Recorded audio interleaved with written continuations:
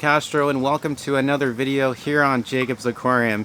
It's been a while since I've said that. Oh my gosh, feels weird. I'm so happy to finally be back here on Jacob's Aquarium making videos for you guys.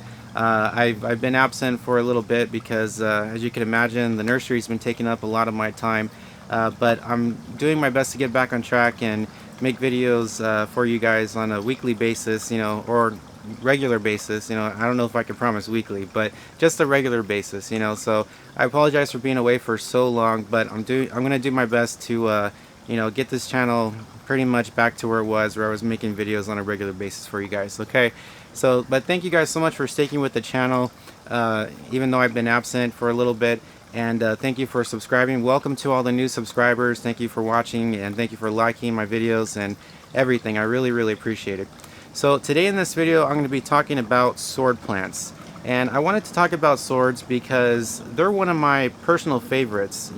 I really like the shape, I like the color of some swords, especially one sword in particular called Red Flame. It has little specks of red and dark green on the leaves, and I just think it looks absolutely incredible. So I offer 4 different types of sword plants. I have Amazon swords, Red Reuben swords, Kleiner bar swords, and Red Flame swords, the one I just mentioned actually.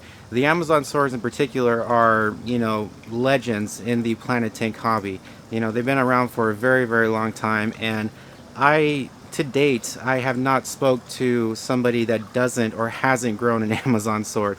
So I would say that Amazon swords are by far the most popular in the sword category, and for a good reason too. They're really attractive. They're a traditional green aquarium plant, and they can get rather large. They're very easy to propagate. I actually made a plant guide about Amazon swords. If you guys want to check that out, I'll put the link in the description below. It's just a very easy plant to grow, and they require minimal light, minimal nutrients. I mean, of course, if you plant them in a tank with nutrient-rich substrate and CO2, and you're dosing liquid nutrients, the plant's just going to explode. But you can still grow this plant in a basic aquarium, as I like to call it. A basic Planet Tank, a tank that doesn't really have all the fancy stuff like CO2 and awesome substrate. So they're really easy plants to grow. So definitely I recommend them as a beginner plant. So Amazon swords are by far the most popular, and I would suggest if you wanted to start out, or if you wanted to start growing swords in your aquarium, that you start out with that plant, because it's one of the easiest to grow in the sword category. The next one that I wanted to talk about in the lineup of swords that I offer is Red Flame. Red Flames are by far my most favorite sword in the sword category, because the color, I mean the color is just so beautiful.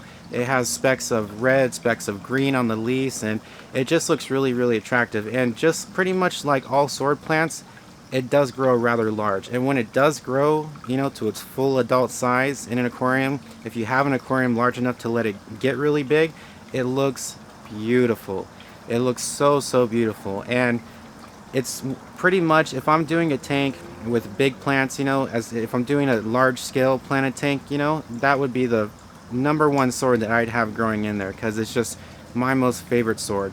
So I definitely recommend Red Flame if you guys are looking to add a little bit of color to your aquarium. Of course, there are many red aquarium plants out there. There's Liquidia repens, Liquidia dark red, Liquidia parensis, so many others. I could, the list goes on and on as far as red plants out there. I have lots of red plants growing here in the greenhouse, and they look amazing.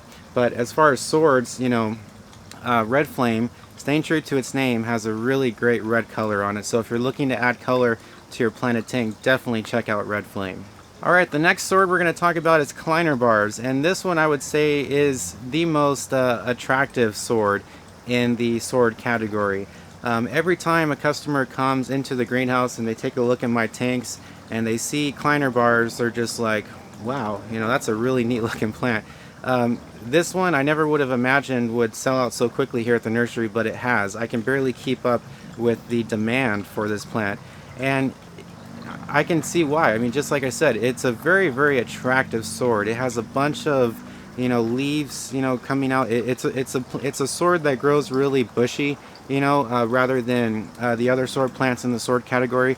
This one produces a lot of leaves out of the one little rosette, as they like to call it, as it's called. So Kleiner bars grow really bushy. They're a very attractive sword plant, and I'd highly recommend this sword if you're looking to really fill in a space in your planted tank. If you have a large-scale planted tank where sword plants are obviously appropriate, and you have a large space that you want to fill in, you know, rather than use Amazon swords or Red Flame or any other sword, I'd recommend Kleiner bars because they just grow so bushy. You know, Amazon swords produce a lot of really sort of thin, pointy leaves. Red Flame swords produce kind of long stems, and then the leaf is at the end in like a circle, you know what I mean? So it's like this, and then the stem is like this, you know? But with Kleiner bars, they just produce so many leaves, and the leaves are so, you know, thick, and they're really broad, so they can really fill in a space in your aquarium and just really make your aquarium look really densely planted. So I definitely recommend Kleiner bars in that aspect, as far as filling in a space in your aquarium, because the way that they grow, they just grow really, really bushy, which makes them a really, really attractive sword plant. And the last sword plant I wanted to talk about today is red Reuben swords. Pretty much just like red flame swords, red Reubens have red color in them as well. You know, red Reuben, right? Just like red flame, stays true to its name, you know. Red Reubens have a lot of great red coloration in them, and it's not so much of a bright red, it's more of like a kind of velvety red. It's kind of different. It's more like a subdued, like, you know, kind of mellow red, not so bright, you know, which you could really do a lot with that in a planted tank. I mean, if you're really wanting to mix colors in your aquarium, you know, red Reubens swords and other types of red plants, red colored plants, you know, the red Reubens will really make a great contrast between those plants, because like I said, the red in red Reuben swords is not so much of a bright red like more traditional red aquarium plants. So I definitely would recommend red Reuben swords if you're looking to add red coloration in your aquarium, but not so much of a bright red, something that kind of contrasts a little more. So maybe if you're looking to fade your colors in your aquarium from, say, a green in your foreground all the way to the red in the background, red Reuben swords would be great for the midground